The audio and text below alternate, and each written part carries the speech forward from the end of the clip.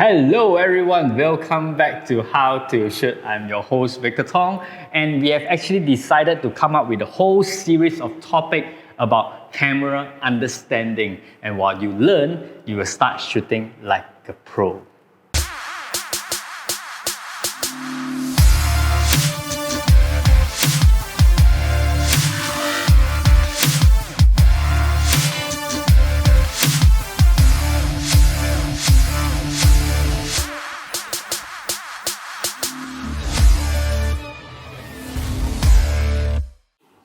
In this very first episode, and since you guys are always so impressed with all the bokeh-licious photos out there, we are going to be talking about what camera setting that will allow you to control the bokeh of your photo, which is the aperture.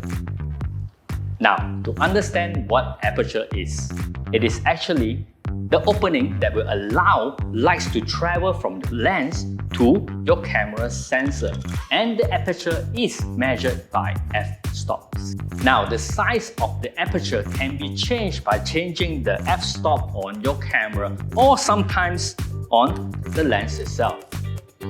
And a lower f-stop means the opening is actually bigger, and that will allow more lights into your camera sensor, making the whole image brighter. Now, to the more interesting effect that aperture has got on your photo is the depth of field.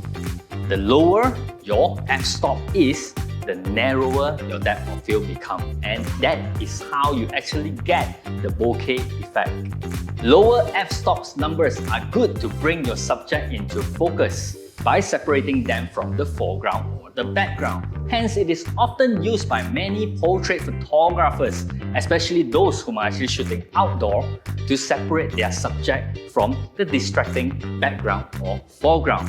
Whereas for landscape photographer, they often use a higher value of f-stops because that will keep everything in focus. Now, with all that explained, there are no general rules when it comes to selecting what f-stops are you supposed to be using.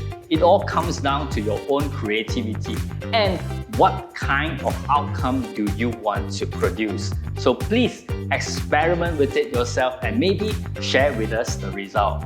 Again, I'm your host Victor Tong in How to Shoot. I hope you have learned something in this episode, and please remember to subscribe to the channel. I'll see you guys in the next episode.